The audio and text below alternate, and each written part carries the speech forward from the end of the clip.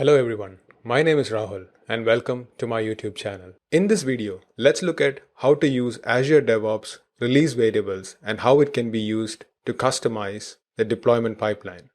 The default variables allows us to get more information about the release context, like the build number, the release environment, etc. Custom variables allows us to define a generic deployment pipeline and then customize them for each of the environment or stages that we have for the application. For example, we might want our application to connect a specific database in one environment and another in the other. So let's look at how custom variables are set in the Azure DevOps pipelines, the scopes that it can be assigned to, and also how they are affected when we create a new release. Here, I have a deployment pipeline already set based off a build that I had created. This is a simple .NET application which just deploys into an Azure web app. Under releases, you can find the pipelines that I use. For now, we will be looking at the web application pipeline.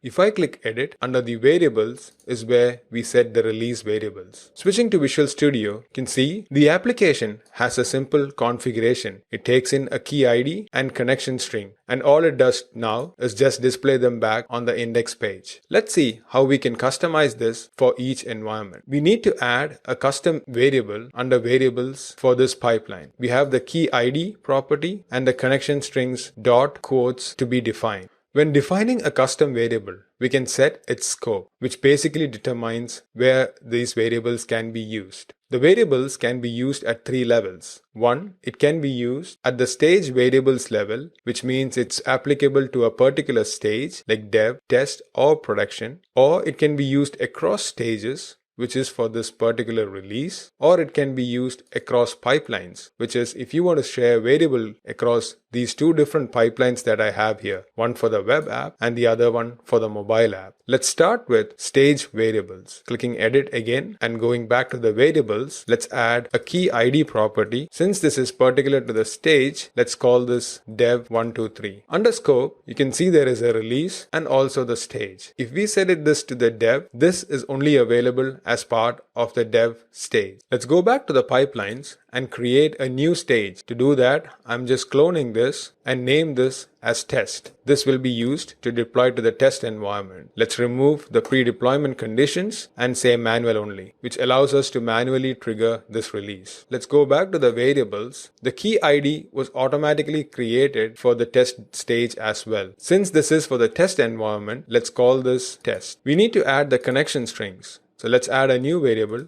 and call it connection strings dot quotes. The dot is used to define the hierarchy in here. Since quotes is a property on the connection strings object in the JSON, we will use the dot property to define that. Let's give a database connection string here. However, this is of not much value because we don't use this anywhere. If you're wondering why the username and password are missing here, check out the video linked here or in the description on how to connect to a SQL server without a username and password. Moving on, let's set this to the release scope, which means it is applicable for both the stages, the dev and test. So the same connection string will be used for dev and test environment. This is just for representation. In your actual case, this might differ. Let's save this and create a new release to see how this is all working. I have a new release created to which I can navigate by clicking here. The deployment is queued, so let's wait for that to complete. If we navigate into the build, we can see the initialize job where all the variables are listed. These are the default variables as part of the DevOps, where you can also see the custom variables that we have defined, like key ID and connection strings underscore quotes. When defining variables, you can mark them as a secret so that it is not displayed anymore. Even if I unlock it, I cannot see the value, which means you will need to have a separate copy of this value if you want to update this again. When marked as a secret, it does not appear in the logs by default. Let's head off to the Azure web app to which it was successfully deployed. We can see this is a dev123 and also the updated connection strings is reflecting here. Let's deploy the test version now so that this key ID should change. However, the connection string should remain the same. To do that, let me go back to the release and then trigger a deployment for the test environment. This should now use the test specific key ID because that is what is defined for that scope. With that deployed successfully, let's head to the application again because I'm deploying all these stages into the same web app. However, in reality, you would have different web applications. So let's refresh this, and the key ID is test123. However, the connection string still remains the same. To create a list of variables that you want to use across different pipelines, you can add a variable group. To add a variable group, head under Library and add a new variable group here. So let's add a dev variable group and appropriate variables for that. To create another one for the test, we can use the clone functionality and call this test. Since the value is different, let's update that to test123 and save this. To link the variable group to the pipeline, head back to the releases, and under the variables section, we can link a variable group by selecting the variable groups tab. Clicking link shows us the variable groups that we've just created, selecting dev and specify it for the dev stage, and link again if you have more. So I can select test and link that to the test stage. Note here, I can also link to multiple stages and also to the release. If you choose release, it will be applicable for all stages, and if you specify stage, it will be applicable for the stages that you select here. So if you have this linked, you can easily remove the key ID for these values. However, if you choose to specify something again here, this will be overriding the ones from the variable groups. To test that, for dev, I can give this dev in pipeline 123 and trigger a new release.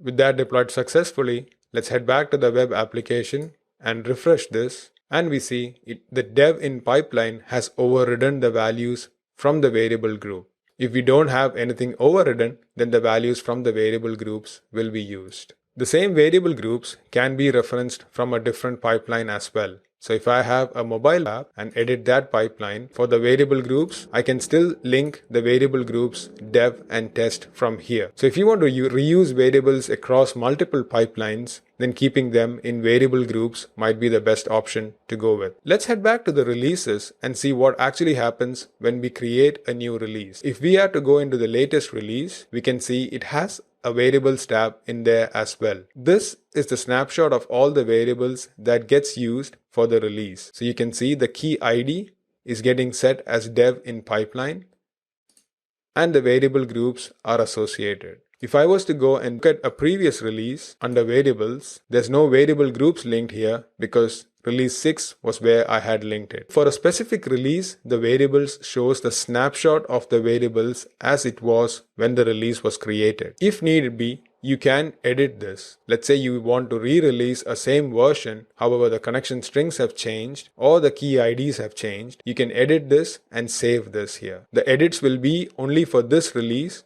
and anything that has to apply for the pipeline needs to be changed in the variables for the pipeline. If you like this video, please hit the like button. To be notified of future such videos, please hit subscribe. Thank you.